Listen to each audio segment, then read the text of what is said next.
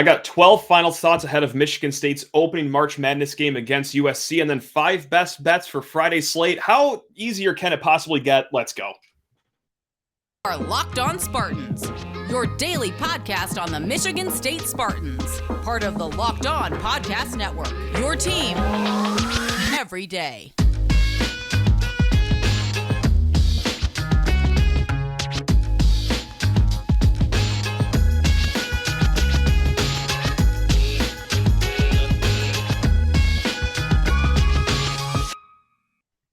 Spartan friends, Spartan family, Locked On Spartans listeners, we are going to get through all this together.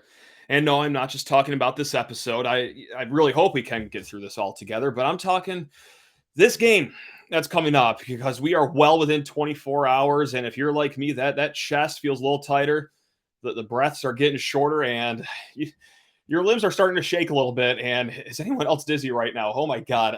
Before going any further though, this episode is brought to you by FanDuel Sportsbook, official sportsbook of Locked On. Make every moment more. Visit FanDuel.com/LockedOn today to get started.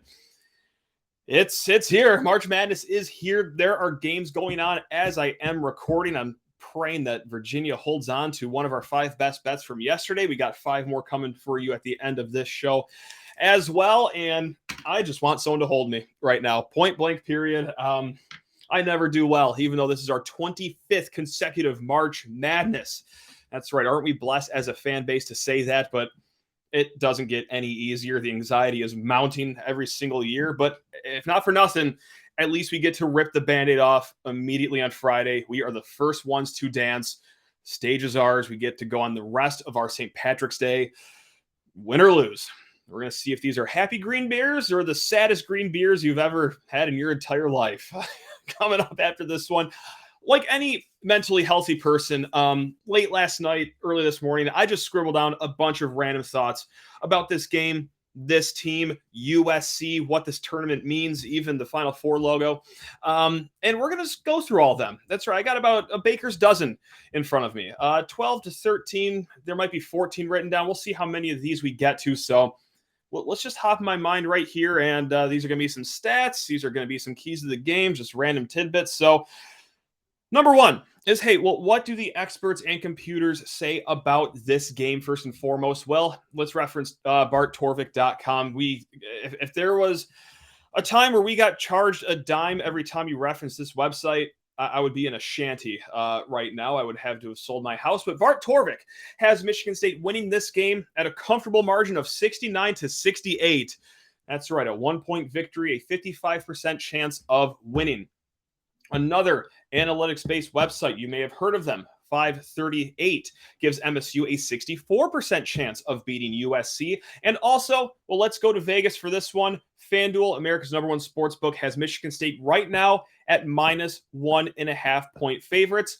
That's been floating, I swear, every time I open the app. It's 1.5, 2.5, sometimes 2, but it's in that neighborhood. 60% of bets are going on Michigan State, which I wish it was not like that, but right now that's what Vegas has you at. All right.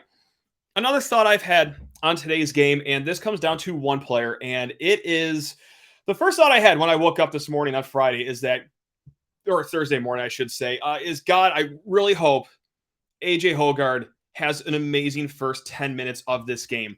I think the first 10 minutes of this game for him are going to tell the story of what's going to happen the rest of the game. And no, I don't have amnesia. I do remember what happened against Nebraska, where he looked flatly horrible when they went to Lincoln. And then in the second half, turned the switch around, had one of the greatest halves of his career, just dishing the ball out, taking care of the ball, attacking the rim. So we have seen him go from a bad start to a great finish. I think it's going to be a little different, though. Again, it's one thing to do it against Nebraska, where Sam Hoiberg is the guy you got to do it against. But when you have to do it against Boogie Ellis, a guy that is more than capable of getting his, really praying that AJ Hogard gets off the blocks hot, because let's say we're at the under 12 timeout, you'd hate to see the poor body language, right? And you would hate to see a slow start on offense turn into something slow on defense as well, and then letting Boogie Ellis get hot, should that be who AJ Hogard is marked on in the first half. But yeah, it goes without saying that his defense is going to be important in this game. But also, just the obvious point, too, of why we'd like to see him get off to a hot start is to start the offense on a really hot note, finding the open guys. We talked about how important three-point shooting is going to be. It's going to be AJ's job to find all the open shooters on the three-point line. So coming off of Friday's game, too, I would be lying if I didn't tell you that the interaction between him and Izzo isn't in the back of my mind. I don't want to see another one of those at the end of the first half or in the second half. So if we could just get AJ rolling, get good body language, get him happy, get him fierce, okay, that'd just be fantastic. Also, hey, how about this for a matchup of the game, in my opinion? And no, it doesn't have anything to do with Boogie Ellis, although that will be a massive one. Goes without saying, you got to limit what he can do. But I think it's on the flip side of USC on defense versus Michigan State on offense. Kobe Johnson versus who? He's a 6'6" on-ball defender. We talked about with Ryan Karchi yesterday that he is one of the best, if not the best, on-ball defenders in the nation. Comes from an NBA pedigree. So who is he going to mark, though? I think it's going to be Akins. So let's say he does mark Jaden Akins. Okay, Tyson Walker has got a lot of slack to pick up then. AJ Hoggard does. Joey Hauser does. Kobe Johnson is the kind of guy that can, pretty much all but eliminate one person on offense. So it's going to be interesting to see who he's going to be marked against. Let's say Tyson Walker starts getting hot. He switches over to him. So I think that's going to be the key matchup right there is who does Kobe Johnson go up against? Can you get anything out of that player? And if not, well, fellas, it's time to pick up the slack.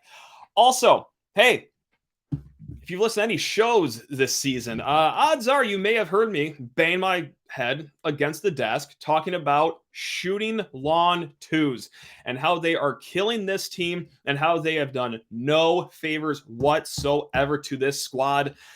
Well, we might have to be fans of the lawn two this game. We might have to be fans of the lawn to this game. USC's 2-point field goal defense is number 2 in the nation. USC's block percentage is top 15 in the nation. And look, Michigan State has a lack of downhill scores. AJ Hoggard's really the only guy that slashes through the lane. Yes, Akins can do it, but he's done it half as much as AJ Hoggard. Quite literally half as much if you go look at the stats and see where their shot dispersions are. And sure, Malik Hall has done bully ball down low where he just gets on the block and bruises his way to 2 points. But we've also seen him try that game and it not go well. So look at last Friday against Ohio State. Mady, okay, not really. That's not a guy you can dump it down and get an easy 2 points from. And then, well, Jackson Kohler, he's been pretty hit and miss. More miss as of late. We'll get to him in a little bit. But yeah, you might have to settle for those lawn twos. A Tyson Walker patented 15-footer, if you will. Something fun like that. So yeah, if the 3-point isn't falling, or if USC is going to be like Illinois did when we visited Champaign long ago, or like Ohio State did last Friday, they're just going to give up that lawn two. I hate to say it, but is that going to be Michigan State's best shot of scoring?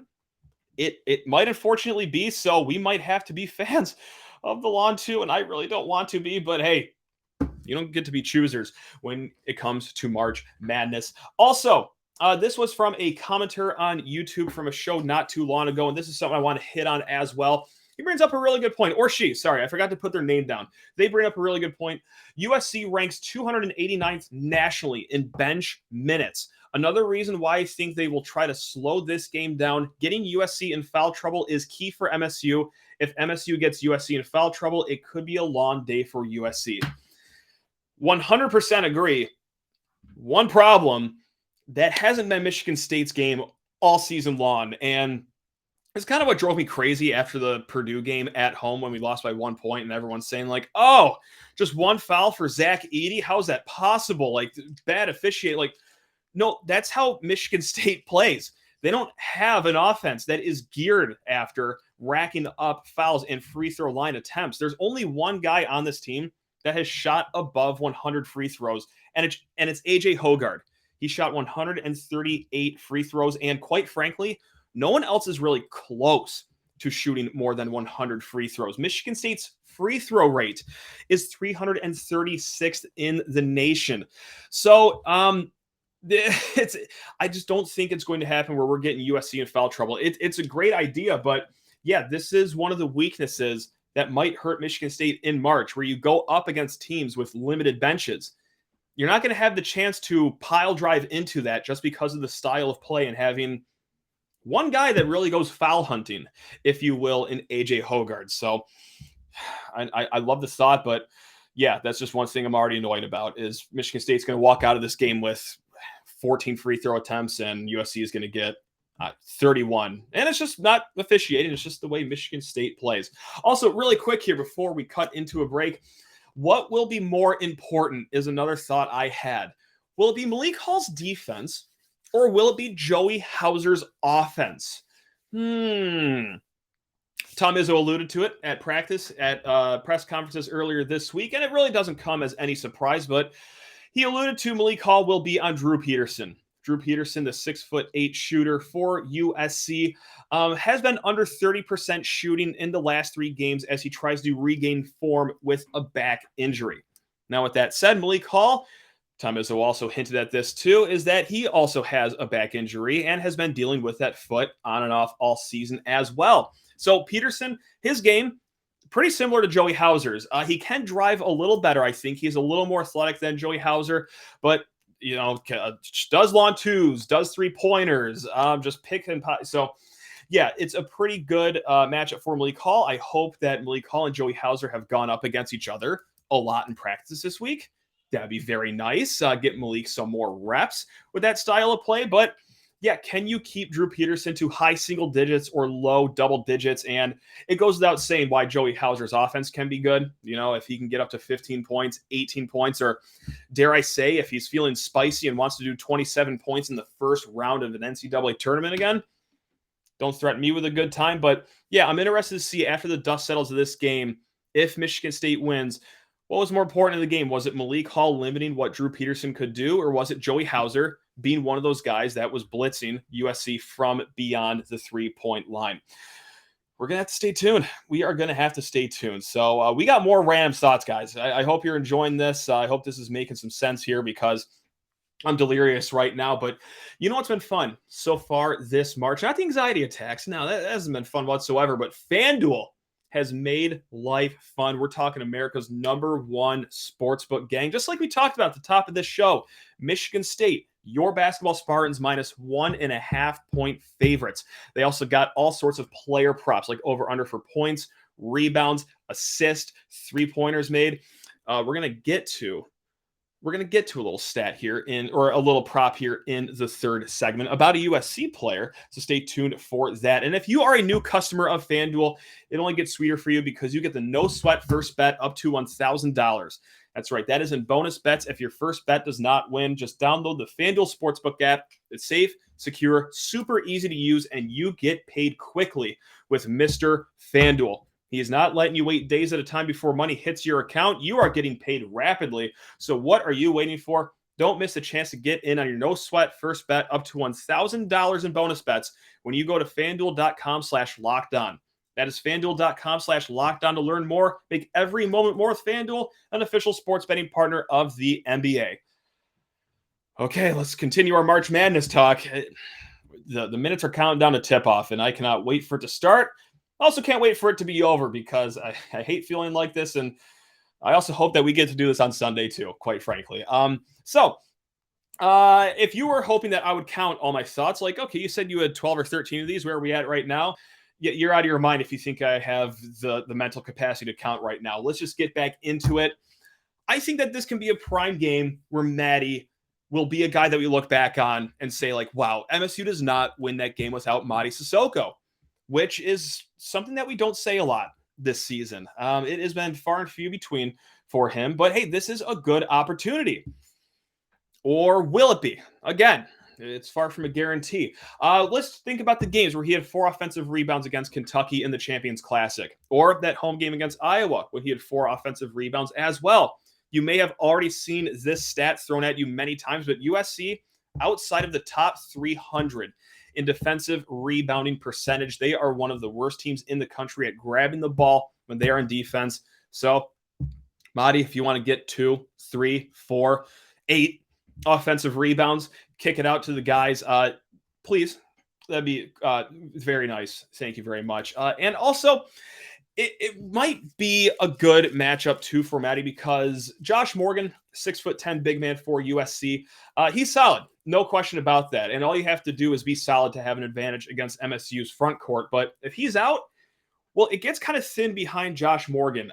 There are guys that play sparingly, but are they really going to play these guys in this game just so they could rebound a little better? That's really going to hamper what they do on the offensive end if you are Andy Enfield at USC. I don't know if you are going to play this, any one of guys that play 4 or 5 minutes a game down the stretch here, 10, 12 minutes, just to hope that you rebound. But yeah, it could be a prime opportunity for Mady. And yeah, we need good Mady today. We need good Mady so much. We also need the good defense to show up.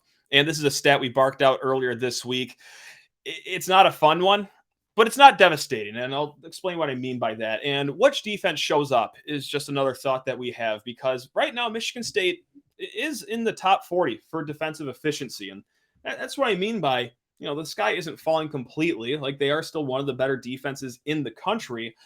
However, if you've watched games, you know that it is slipping a little bit, and it's not just your eyes telling you one story and the numbers telling you another. No, it has been this bad. In the last 5 games, Michigan State's average of adjusted defensive efficiency has been 106. If you don't know what that number means, it means that it's 203rd in the nation if they played like that all season. If you don't know what that means either, I'll just tell you, it ain't good.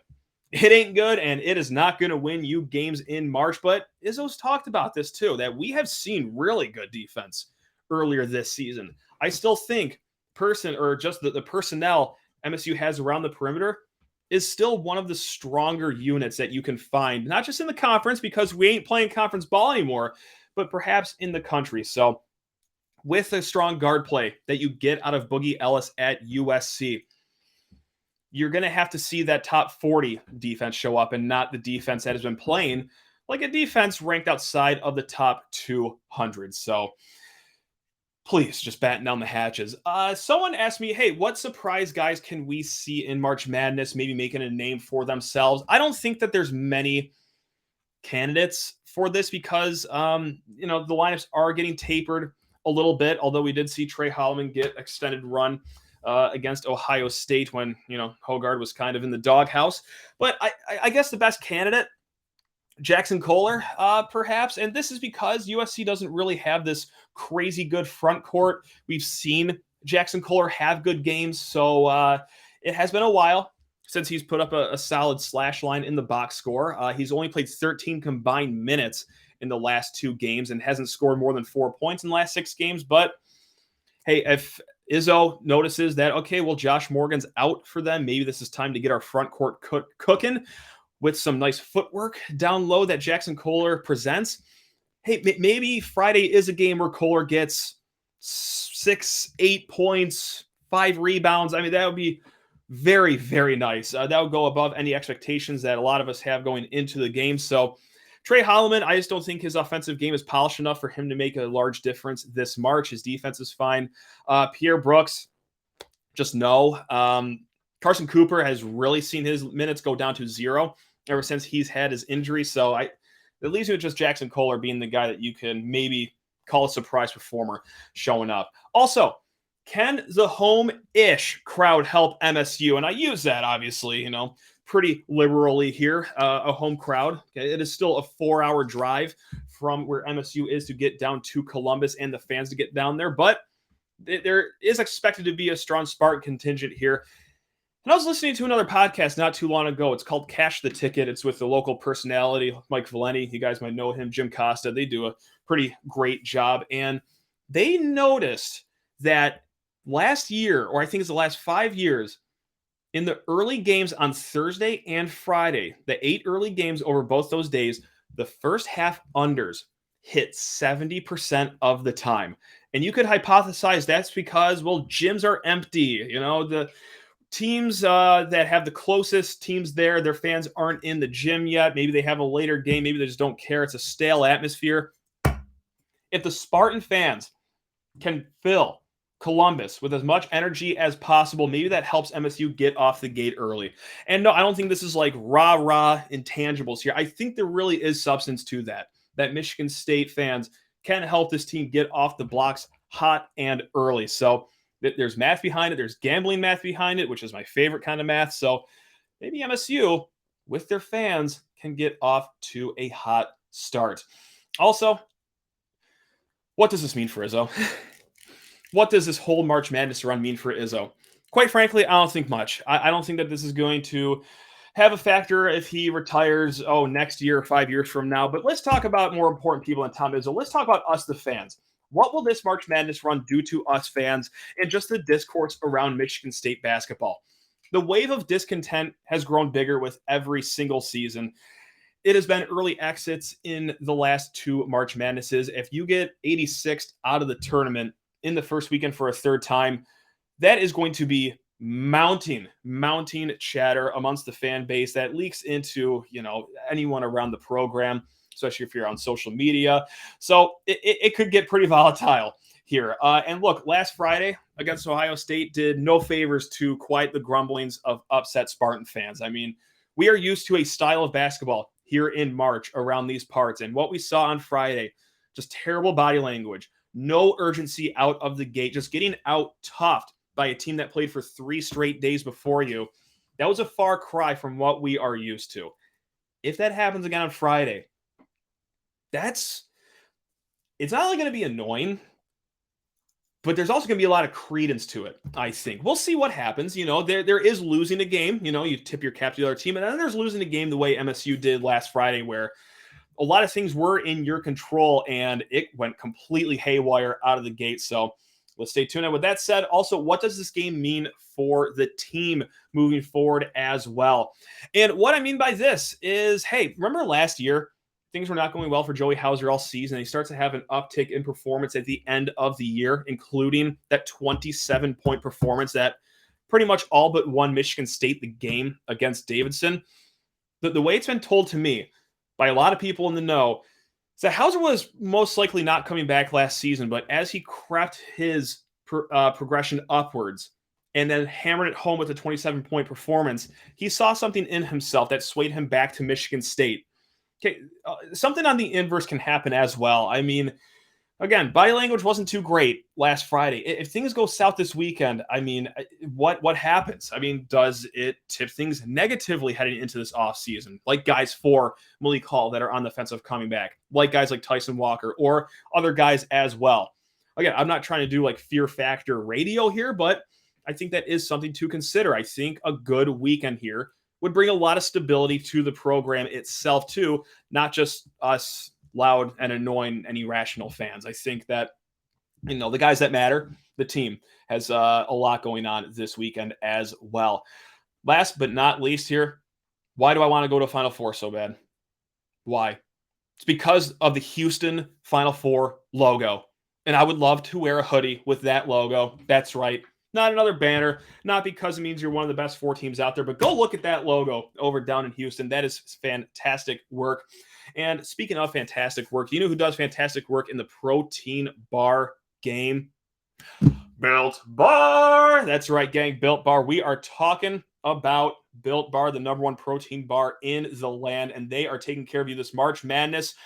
Well, in a smattering of ways. Number one, hey, these taste better than a candy bar. Go find yourself some great flavors. We're talking peanut butter brownie, churro, puff, cherry, if you will. You're going to love the Built Bar that you find. And also, they take care of you by being amazing on your body. Most of these Built Bars, 170 calories, just 4 grams of sugar, but a whopping 17 grams of protein, so you don't feel all bogged down with a bunch of sugar and carbs and empty calories. It's low in calories, but high in that protein power. And also, hey, that's right, they keep it convenient for you. They keep it convenient for you because, you can get your Built Bars, not just at Built.com, but also you can go to Sam's Club, you can go to Walmart, check the shelves in the pharmacy section and get a 4-bar box of Built Bar. What are you waiting for? Whether it's Built.com, whether it's Sam's Club, whether it's Walmart, go start treating your body right with Built Bars. All right. We got 5 best bets. And you know what? Yeah, we're going to throw in the FanDuel little graphic here for our YouTube audience. Thank you guys, by the way, for listening to this show. Okay. 5 best bets. I would love to tell you how yesterday went, but as I said earlier, we are recording while games are going on. I'm just going to assume that Virginia minus 4.5 just went great, and then the Virginia money line is part of our parlay, which we will do again today, made it out okay. So, of course, a lot of expectation. Hey, well, you're going to pick the MSU USC game, right? I'm absolutely not going to, because if you know how well I jinx things on this program, I'm not going to say my bet out loud for MSU minus 1.5 one way or another. What I will do, and this is courtesy of FanDuel, they have a lot of player props going on this March, and we're going to go to the other bench here. Boogie Ellis, his over under for points is 17.5. I'm going to go over that. And why? Because, Boogie Ellis is one of the better guards in this whole tournament. He scored over 20 points in 5 of his last 7 games. And also, he knows that he is going to have to be that dude this game. I expect him to have 18 shots from the field. All right. He's also pretty good at getting to the free throw line. I can see him having 8, 10, 12 free throw attempts on this game as well. So 17.5 for a guy like Boogie Ellis. A great 3-level scorer, a guy that's a 40% shooter from 3, and a guy that probably knows that, yeah, this is my time. This is my time. He's going to take a lot of shots, and I think he climbs over 17.5. All right. Now, bet number 2. This is a game that absolutely no one should watch. I don't even care if you bet this game. Do not watch this game. Iowa State minus 3.5 over Pitt is my second best bet.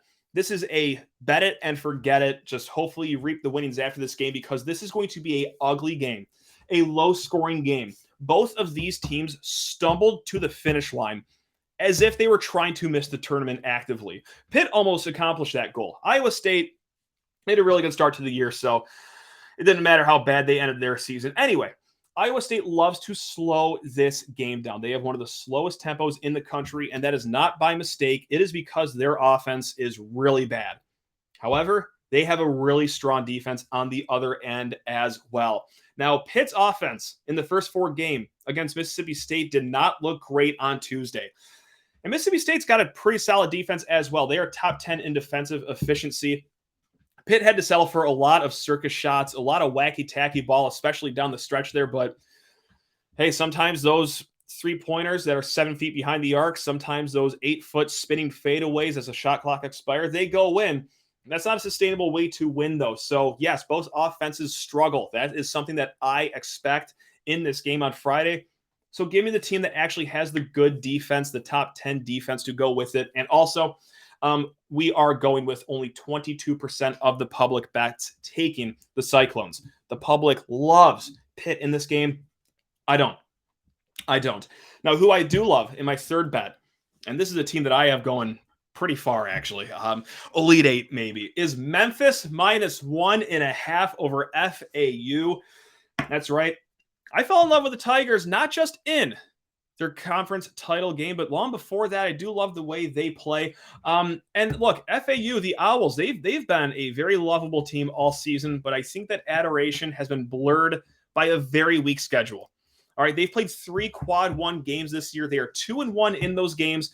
When they played Florida, who stunk out loud this year, okay, that counted as quad 1. And then their other 2 were against North Texas, and that's North Texas team that barely made the cutoff of being qualified as a quad 1 game. FAU led by 2 sophomore guards. Okay, Memphis senior guards in Kendrick Davis and Keontae Kennedy will probably devour them, I think. I think it's going to be a long day for FAU. So, yes, give me Memphis minus 1.5.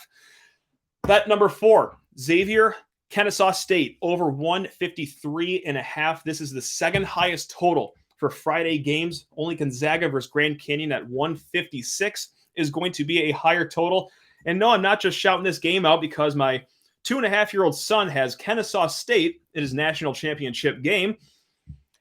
March creates magic. Okay. But yes, I love this because Xavier is up tempo. All right. I know everyone saw the stinker they laid in the Big East tournament championship game, but in the 5 games leading up to that, they scored 78 plus points in all 5 of those games. Kennesaw, they can shoot the ball as well. I think this will be a lot of small ball on small ball action. besides the times that, 7-footer Jack Nungy is in for Xavier. So I think that this will be an up and down track meet with two teams that shoot the ball well. So give me over 153.5. Take me to the moon. And last but not least, I'm going to keep this one short.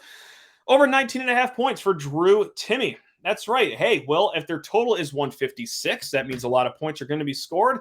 I think a good amount of these points will be from All-American big man Drew Timme against a Grand Canyon team that really doesn't play anyone over 6'7". So I think that this will be time to make some hay for Drew Timme there. So let's, besides those 5 little bets, that's right, you can bet all those individually. We're going to do a parlay again, and we're going to make some, adjustments to the parlay, and I'll explain. We're going to do Boogie Ellis over 17.5 points. All right, that's pretty self-explanatory. Iowa State money line. All right, we're not going to give away points here. We're going to take the money line. Memphis money line as well. Over 153.5 in Xavier and Kennesaw State, and then over 19.5 Drew Timme points. On FanDuel, that is plus 1708 odds. That is bet $5 to win $85.40. A responsible bet. If you want to go bigger, go crazy. If you're a new customer, maybe burn up your no sweat first bet on that one. But hey, do it responsibly. Do it on FanDuel, America's #1 sports book. Gang, that's the end of our show. Next up is just watching our Spartans try to make St. Patrick's Day a happy one, and then give us something to watch on Sunday, because quite frankly, if MSU loses this game, I might never watch basketball again. We need this. we need this, guys. All right, gang, if this is just your first episode this week, if this was your 5th episode this week, thank you so much for tuning in to Locked On Spartans. This has been a fun, stress-filled week, but hey, we did it together, and that's because I love you guys. Go Green.